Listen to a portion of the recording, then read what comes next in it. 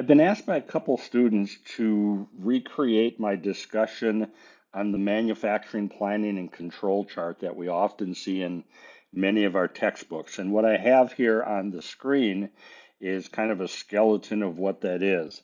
So what I'm what we talked about and what you've seen before in the MPC chart here is we start out with our strategic planning and we come up with our strategic plan, which then gets passed down to sales and operations planning, which then gets passed down the results to master production scheduling, which then drives MRP, which drives you and I to either buy or make things.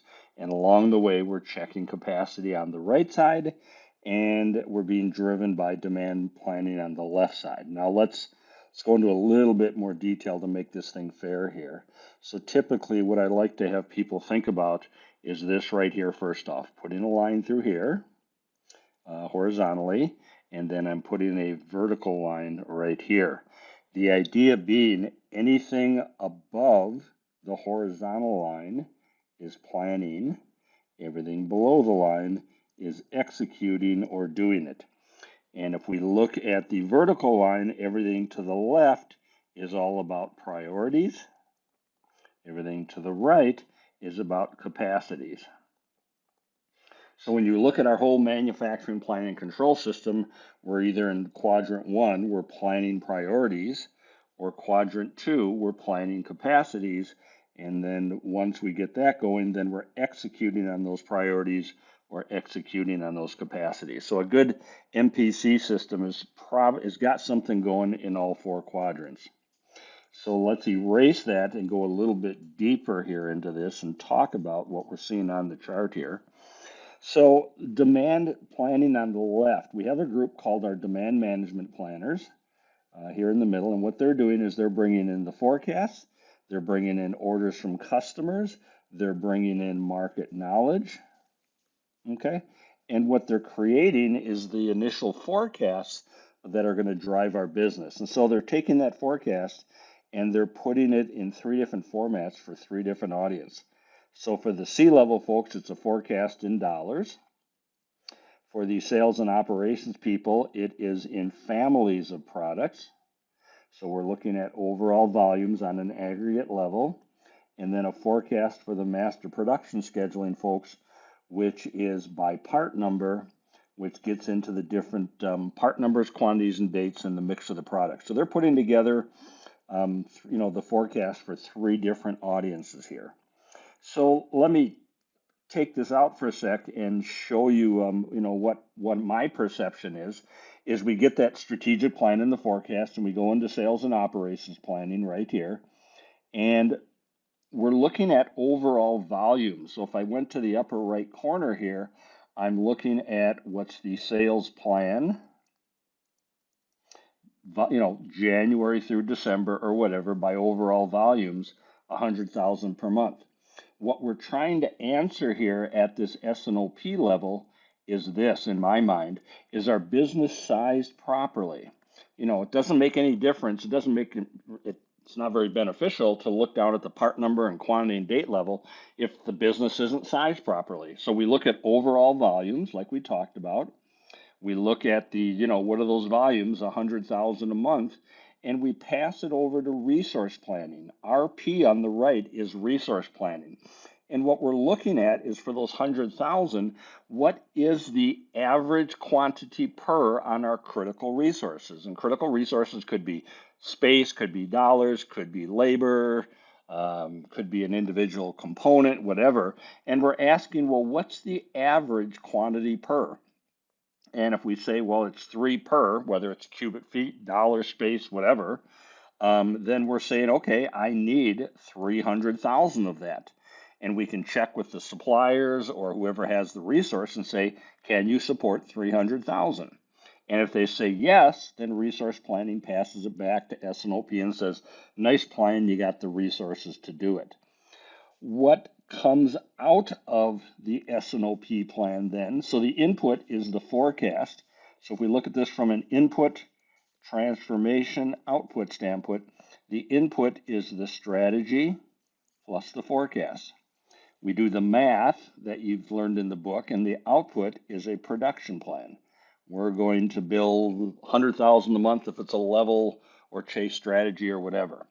That output becomes the input or the forecast in the master scheduling. And then we do the math of master scheduling, and what comes out of that as an output is our build schedule. Now, we take that input of 100,000, we're sized properly. So our next question, once we get down to the part number, quantity, and date level, what we're interested in is, now that we know we're sized properly, are the right resources in the right parts of the company? And we don't know that until we get down to the part number level. So we take that 100,000 a month, we break it down into part numbers, quantities, and dates. We do the math of master scheduling, and what comes out of it is what we need to build to be able to support the master schedule and the forecast.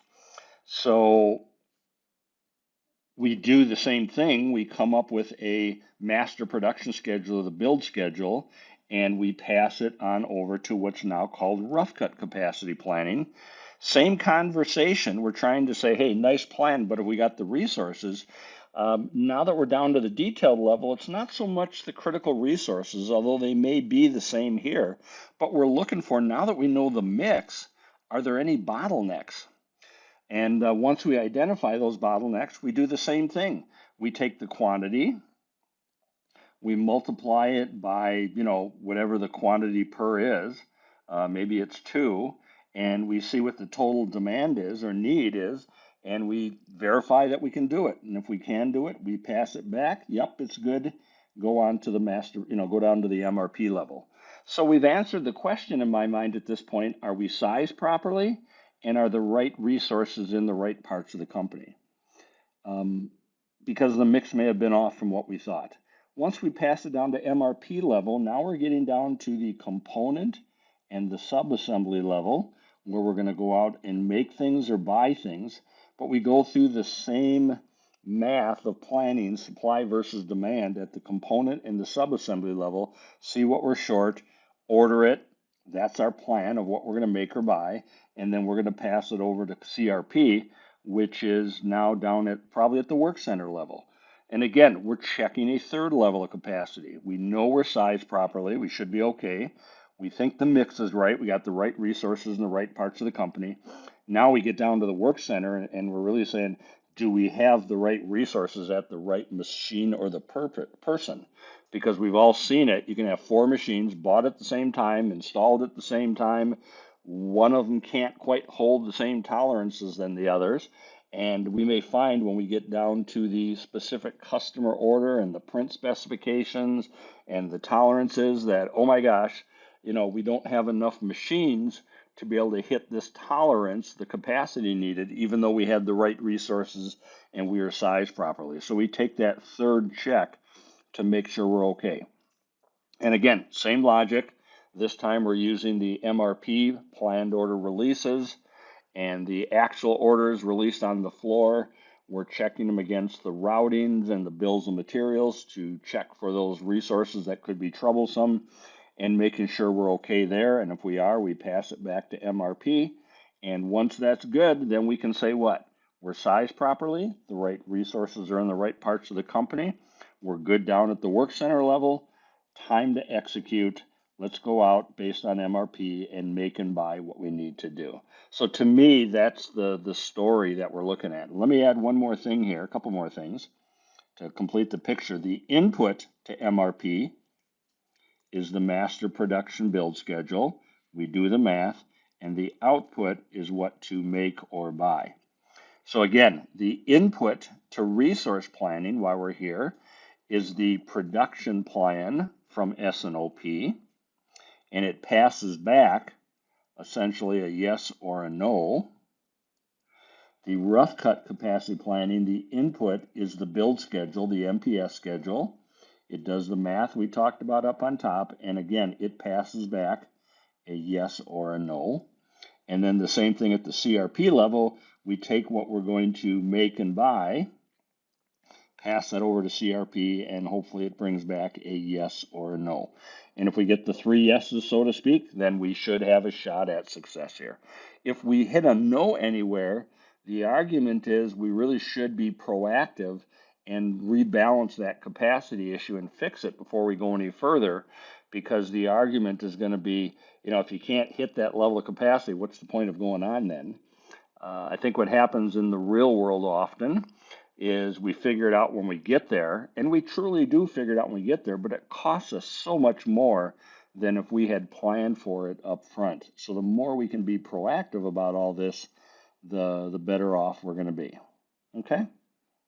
The other thing I see I'm missing a couple lines is from the demand management. They pass over the forecast here to master production scheduling. They also pass up on top here, I see I don't have it here, is a dollars forecast for the CEO level, C-level folks of our company. And that's kind of my interpretation of the MPC chart.